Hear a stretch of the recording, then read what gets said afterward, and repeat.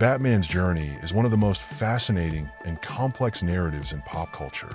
Bruce Wayne, after tragically losing his parents, dedicates his life to fighting crime in Gotham City.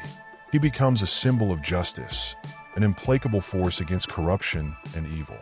But if we look at his trajectory in light of the verse in Mark 8 verse 36, "For what good is it for a man to gain the whole world and lose his soul?"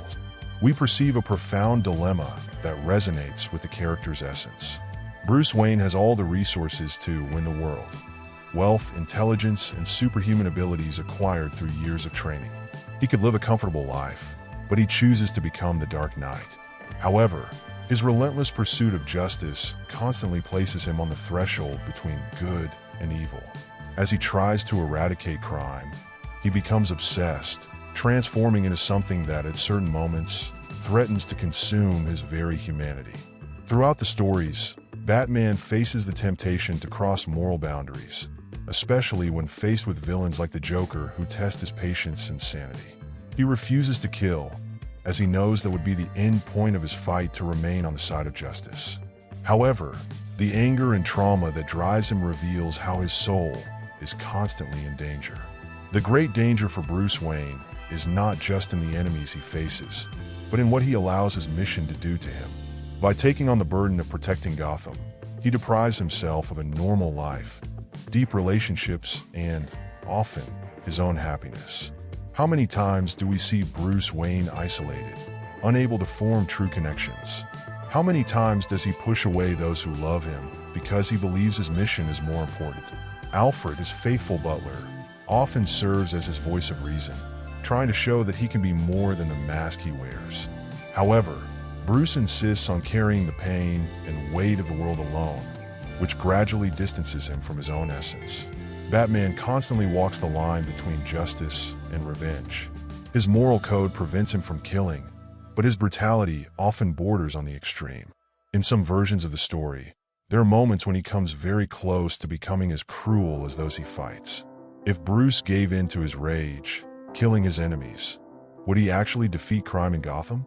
Or would it just create a new kind of horror? This is one of the main questions that permeate your journey. He wants to save his city, but losing himself in the process would mean a hollow victory.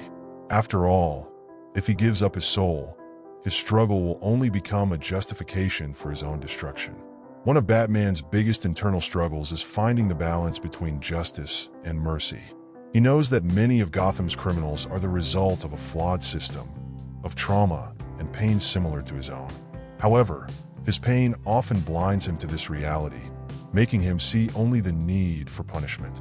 Christ teaches us to forgive, to offer grace even to those who do not deserve it.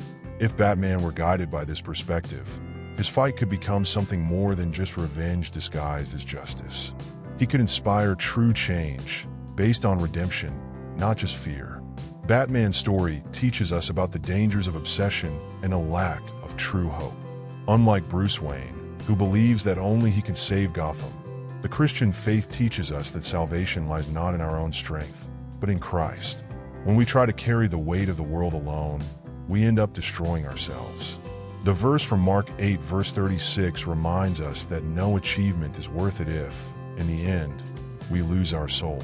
Batman may win every battle against crime, but if it comes at the cost of his humanity, what is the true price of his victory?